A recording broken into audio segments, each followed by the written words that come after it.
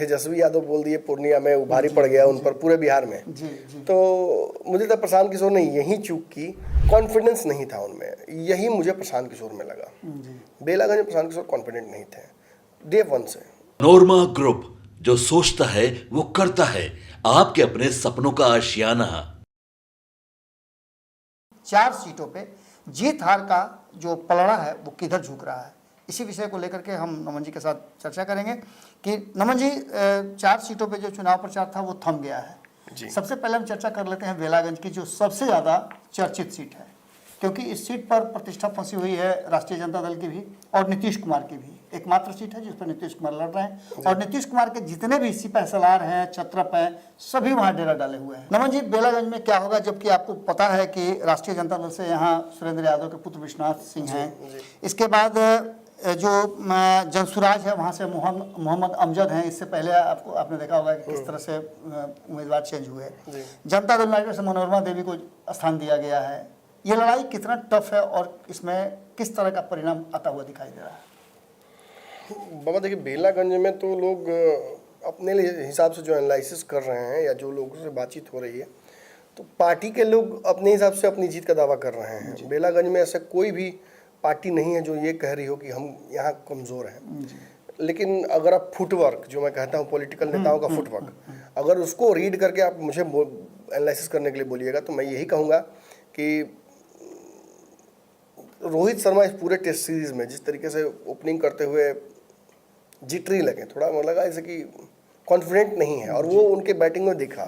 लगभग सभी इनिंग्स में वो पहले दूसरे तीसरे ओवर में ही जाकर निपट गए और अक्सर फास्ट बॉलर्स पे ही आउट हुए। कॉन्फिडेंस नहीं था उनमें, यही मुझे प्रशांत किशोर में लगा। बेलागंज में प्रशांत किशोर कॉन्फिडेंट नहीं थे डे वन से। जिस दिन प्रत्याशी पहला अनाउंस किया, उसके एज फैक्टर को लेकर बवाल हुआ, फिर प्रत्याशी बदला, फिर इस प्रत्याशी के भी कई एस्पेक्ट जो इनके कहीं इनके जो गुण हैं, उन गुणों की चर्चा हुई, उन गुणों पर सवाल खड़े हुए जी। पहले प्रोफेसर साहब के, उसके बाद फिर हाँ, मैं वही बोल रहा हूँ, मैंने बोला। अब रही बात इस जगह पर कॉन्फिडेंस कम होने की, तो प्रशांत किशोर ने इसी जगह पर वो बयान दिया था कि नीतीश कुमार को जीतने नहीं देना है, भले किसी को वोट दे दीजिए, नीतीश कुमार को नहीं देना है। तो ये अपने आप में कहानी कहती है। आप इसको बोलते हुए बोलते हैं कि जैसे तेजस्वी यादव बोल दिए पूर्णिया में, उभारी पड़ गया उन पर पूरे बिहार में। तो मुझे तो प्रशांत किशोर ने यही चूक की। और देखिए, प्रशांत किशोर गलती करेंगे, उन्हें भगवान जो बना रहे हैं वो ये जान लें कि भगवान की भी परीक्षा यहाँ हुई थी। और भगवान को एक दिन में बन नहीं जाता है, बहुत त्याग तपस्या प्रतिष्ठा का हनन, बहुत कुछ होता है, बहुत कुछ करना पड़ता है, बहुत कुछ अनदेखी करनी पड़ती है, बहुत कुछ सहना पड़ता है। जीसस क्राइस्ट तक को सूली पे चढ़ा दिया था सब। आपने देखा था ना, राम जी को ऐसा मजबूर कर दिया कि पत्नी को छोड़ना पड़ गया। 2 बार वनवास गए, उतना काफी नहीं था, तीसरा बार एक दूसरा व्यवस्था कर दिया। कृष्ण के साथ भी वही हुआ। और मोहम्मद के बारे में मुझे ज़्यादा नहीं पता, लेकिन मैं जानता हूँ कि उनका भी जीवन बहुत मैंने आसान नहीं था, वरना उन्हें इतना बड़ा ऊंचा पद नहीं मिलता। और रही बात प्रशांत किशोर की, तो बहुत ऊंचे ऊंचे लोगों से मैंने उनको कंपेयर कर दिया, लेकिन धरातल की बात यही है कि प्रशांत किशोर ने इस चुनाव में जहाँ अपने संगठन को लेकर ताकत दिखाई, चुनाव प्रचार करके ये दिखाया कि वो एक बाकी नेताओं की तरह बिहार में राजनीति कर सकते हैं, वहीं उनका फुटवर्क बहुत ही नर्वस लगा। इस बेलागंज के चुनाव में उन्होंने जो गलती की, इसकी सजा उनको 3 सीट बाकी बची हुई उस पर भी मिल जाएगी। ये मैं for the sake of Prashant Kishor good book रहने के लिए मैं ये नहीं कहूँगा कि प्रशांत किशोर किसी सीट पर बहुत आगे चल रहे हैं। वो जो एक्सपेक्टेड था वो उससे कुछ हद तक बेहतर दिखा पाए हैं, प्रेजेंट कर पाए हैं, लेकिन भीतर भीतर बहुत। किसके एक्सपेक्टेशन थे, आपके या फिर जनता के एक्सपेक्टेशन? सभी के। अब मतलब वो नहीं जिनकी आप चर्चा समझ रहे हैं, उनके हिसाब से तो ये बिहार में 2025 में प्रधानमंत्री बनेंगे, सीएम नहीं, प्रधानमंत्री बिहार के अगले होंगे। लेकिन बेलागंज में प्रशांत किशोर ने जो गलती की, इसका फायदा किसको मिलेगा? देखिए, गलती होती तो मैं मान लेता। अब मनोरमा देवी का लॉटरी कैसे लगना है, ये लगता है कि कायनात ने तय कर रखा है। एक तो ये हुआ, दूसरा शहाबुद्दीन के पुत्र पहुंचे रात में। ओसामा साहब, ओसामा जब पहुंचते हैं तो रात में ये नहीं होना चाहिए था। ये मुझे बड़ा दुर्भाग्यपूर्ण लगा। मैं उसामा के लिए जब भी बात करते तो पत्रकार को इमोशनल नहीं होना चाहिए, लेकिन शहाबुद्दीन का जो पूरा लेगेसी जो था उसको जिस तरीके से राजद ने नहीं दिया अगले जनरेशन को, मुझे इस बात का बड़ा दुख था।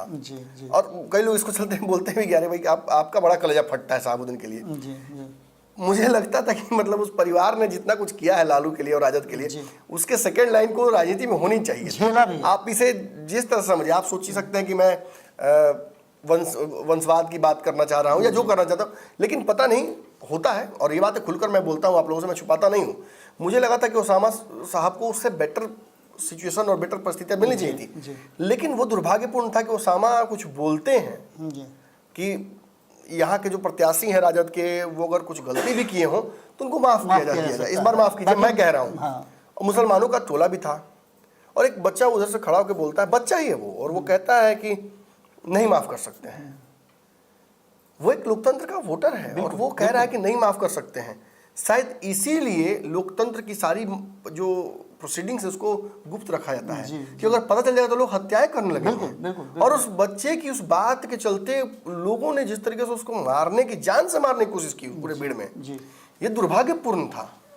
कोई भी अपना बड़ा हृदय दिखाकर ये कह सकता था कि कोई बात नहीं, उस बच्चे को धीरे से हटा भी जा सकता था वहां से, लेकिन लोग मारने के जिस तरह सोच रहे थे। अभिव्यक्ति की आजादी तो है। मुझे तक अगर 4-5 लोग अगर वहां नहीं बचाने में वाले होते, जो समझ रहे थे कि अगर इस बच्चे के साथ कुछ गलत हो जाता है तो ये परिणाम क्या होगा। चुनाव हारना इंपॉर्टेंट नहीं है, वो सीधा सीधा साहब पर जाएगा। बिल्कुल बिल्कुल, वो ओसामा पर जाएगा, वो हिना साहब पर जाएगा, और ये परिवार फिर कलंकित हो जाएगा। जो एक खूनी कलंक लगा हुआ था परिवार पर, जिसके चलते अपने देश की मिट्टी नसीब नहीं हुई शहाबुद्दीन को, जिस कारण से वो उनके परिवार पर रिफ्लेक्ट कर। कुछ दिन पहले ही ओसामा साहब पर आप देखिए, आपने वो जो पूरा मामला था परिवार पक्ष वाला, आपने देखा था ना। मैं उस डिटेल्स में, मैं क्राइम रिपोर्टर नहीं हूँ, लेकिन ये नहीं होना चाहिए था। शहाबुद्दीन की लेगेसी इस तरीके से, उनकी पहली मीटिंग थी। बहुत सारे लोग चाहते हैं कि शहाबुद्दीन की लेगेसी समाप्त हो जाए। उनके शिक्षा को लेकर किए गए कार्यों को लेकर मैं एक युवा पत्रकार के तौर पर सीवान में घूमा हूं और मैंने देखा, मुझे दुर्भाग्यपूर्ण लग रहा था। खैर मैं विषयहीन नहीं होऊंगा। तो सोने पे सुहागा मनोरमा देवी के लिए, जो मनोरमा देवी चुनाव में हारने के लिए ही आई थी, वो आज सबसे बेहतर सिचुएशन में इसलिए हैं क्योंकि प्रशांत किशोर ने कह दिया कि नीतीश कुमार को वोट नहीं देना है, भले उसको दे दो। लोगों ने कहा कि ठीक है, तो तुम चुनाव में नहीं लड़ रहे हो, कहानी खत्म, तुम्हारा बात क्या सुनेंगे, मतलब तुम्हारा प्रत्याशी नहीं चुनना है, तुम्हारा बात क्यों सुनेंगे, उठा करके लड़ाई बची कुछ कहानी। अब मुझे यह भी हो सकता है कि राजद में आ तो गए हैं ओसामा, एक पक्ष ये भी हो सकता है कि ओसामा आ तो गए राजद में, लेकिन राजद से दिल से नहीं आए हैं। हो सकता है कि काम बिगाड़ने के लिए बोल दिए हों, ये भी हो सकता है। जो भी हो, राजनीति में इन पक्षों को देखना चाहिए। और जैसे ही उन्होंने कहा वैसे ही विश्वनाथ यादव, वो बच्चे का पिटाना, वो पूरी खूनी कहानी को याद दिलाता है और ये कहता है कि राजद का अगर सत्ता आएगा तो एक को लाइन बोलला ना तब बेटा सुटैबा। सीधी बात। जब मुसलमाने को पीट दे रहा है तब बाकी लोग का तो बातें छोड़ दीजिए महाराज। मैं इस डिटेल में नहीं पढ़ने जा रहा हूं। कोई पता हम ही को धमकी बजा पर हमने छोड़ दिया कौन धर के चुनाव में, हम नहीं इस रिस्क लेंगे भाई। लेकिन ये तय है कि मनोरमा देवी एकदम आश्वस्त जीत की तरफ बढ़ रही है इन दो घटनाओं के बाद। मैं राजनीति को समझता हूं, मुझे जितना समझ में आता है, मैं अहंकार में ये बात नहीं कह रहा हूं, मैं प्योरली अपने जर्नलिस्टिक एबिलिटीज से ये बात बोल रहा हूं कि जो भ्रम है लोगों को कि प्रशांत किशोर यहाँ बहुत तगड़ा करने वाले हैं, प्रत्याशी बदलने, लड़ाई से अपने आप को बाहर करने, और फिर जो राजद का एक छोटा वाला कांड हो गया, इसके बाद मनोरमा देवी बहुत आगे हो जाती हैं। यानी लड़ाई में नहीं थी लेकिन लड़ाई में आ गई हैं। और राजद का वोट बैंक भी देखिए बाबा, मैं स्पष्ट बोलता हूँ, इस जगह के यादव धर्म संकट में है। किसको वोट करना? मुसलमानों का भी वोट, मुसलमानों का वोट भी बढ़ रहा है।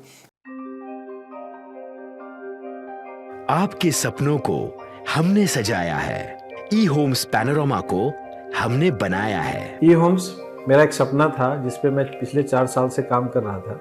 हमने जो बनाया है वो सबने है माना। ई होम्स पैनोरामा में हो आपका भी आशियाना। और फाइनली हमने 2021 में इस प्रोजेक्ट को लॉन्च किया। बहुत लोग अप्रिशिएट कर रहे हैं कि पूर्णिया जैसे शहर में, बिहार के, एक तो बिहार की बात करें उसमें भी पूर्णिया जैसे छोटे जगह में इस तरह का लाइफस्टाइल देना, ये सुन के हम लोगों को बहुत अच्छा लगता है। ई होम्स में हमने कुछ और भी किया है, जैसे हम जिस जगह में रह रहे हैं हमारे फैमिली सिक्योर हो, उनको सिक्योरिटी का ध्यान में रखा है। आपकी सुविधा और सुरक्षा आपके लिए खास है, ये आपका विश्वास है। इसमें आर्टिफिशियल इंटेलिजेंस का 7 लेयर सिक्योरिटी का हमने इस्तेमाल किया है। लस ग्रीन कैंपस को बनाया है, यदि हमारा बाउंड्री वाल है तो वो वर्टिकल गार्डन है। ये जितनी भी फैसिलिटी होता है एक इंटरनेशनल टाउनशिप में ई होम्स है, ये हम लोग विश्वास नहीं कर पा रहे हैं। जो भी हमारे मित्र दोस्त या जो भी हमारे बाहर के बाहर आते हैं तो हम लोगों को बहुत अच्छा सुनने को मिलता है और बहुत अच्छा क्रेडिट मिल रहा है। वो सारा हमने सिर्फ एक बिल्डिंग नहीं बनाया, हमें एक बहुत अच्छा लाइफस्टाइल दिया ई होम्स में, और मेरा एक सपना था जिसको मैं आज फुलफिल होते हुए देख पा रहा हूँ। ये आपका आवास है। ई होम्स पैनोरामा में अब आपका निवास है। E Homes Panorama, luxurious lifestyle redefined. Panorama Group, जो सोचता है वो करता है।